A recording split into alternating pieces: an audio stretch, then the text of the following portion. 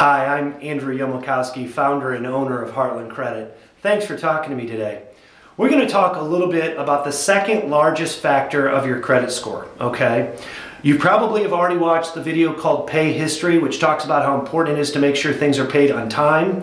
The next important bucket to really understand is balance to limit relationship. See, when FICO engineered their credit score algorithm that computes the actual data and formulates it into a number that we can compute, the area that they put the second largest amount of weight to is called balance to limit relationship. And let me explain it.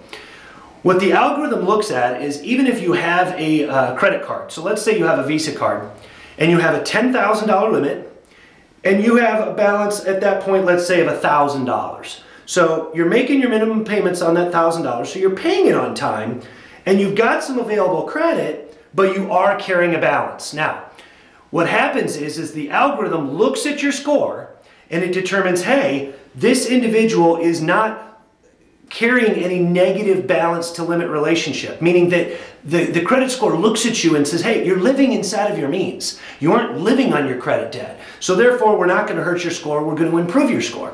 See, what happens is when you have a balance of over 30% of the physical limit on the revolving account, and this is for all revolving accounts, Visa, MasterCard, Discover, American Express, your Dillard's, Von Maur, your local retail stores, what the system does, what FICO does, is it computes 30% of your score to based off of what is the relationship of that limit versus the balance. And it's very simple, okay? So let me explain it.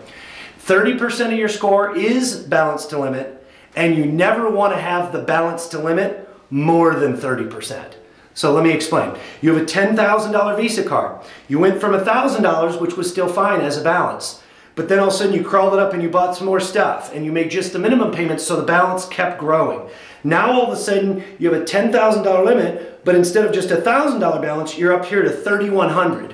At that point, the algorithm computes your score differently and says, hey, you're at 31% of the balance versus the limit on that credit card. So even though you maybe been loyal to that credit card company, maybe even though you've paid it on time religiously for the last 6 years, the system starts to compress your credit score based on the fact that it doesn't like that you're starting to get closer to your limit.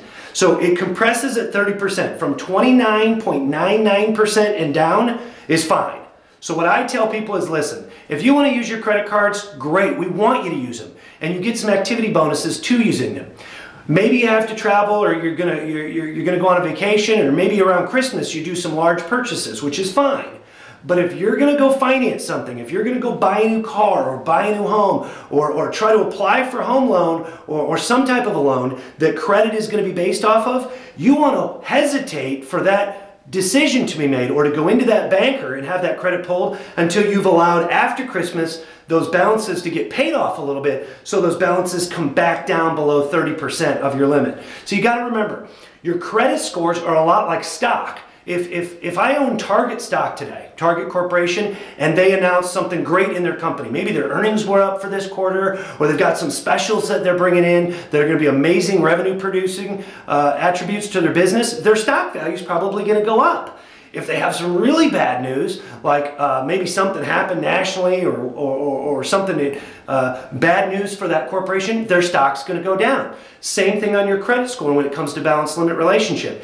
Every time you purchase on your credit card, okay, and you bring that balance closer to 30%, it's starting to get a little closer to those thresholds where your credit score will drop. So if you go from 3,100 back down to 2,900 balance, and you had a $10,000 limit, then your score is going to move up. So again, this is really important as you get ready to make large purchases that you are going to finance. Think about where you're at with your balance to limit.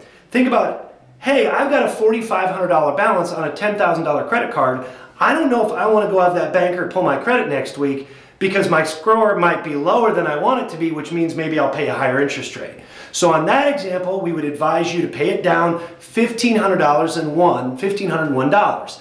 Now you get what was a $4,500 balance down to a $29,999 on a $10,000 limit. You're below that threshold of 30%, your score is optimum. You go back over 30%, score drops. You get to 50% of the limit, the score drops even faster. 75, 90, and then over the limit is areas where the creditor sometimes will actually even close your accounts. So what I typically tell people is that when you start nearing where you're 50% of the limit, I don't ever want you to close your cards, but I definitely want them to probably come out of your wallet or purse because you're living on them a little bit too much. All right? So it's really important that you understand credit cards are a vital part of being successful in the credit world. Balance to limit is a major driver to your score. So just understand that when you go to borrow, and what our service is going to be educating you on is to make sure that your thresholds on your credit card spending are optimum for the day that you have your credit pulled so that you get the best rate possible that day. A week after, a month later, if you want to go buy something again and use that credit card and build those balances back over thresholds that do compress, you'll be okay because you're not trying to finance anything where the credit score is going to be based off of the decision of, hey, do you get a good interest rate, do you get an average interest rate, or maybe you're paying a pretty high interest rate.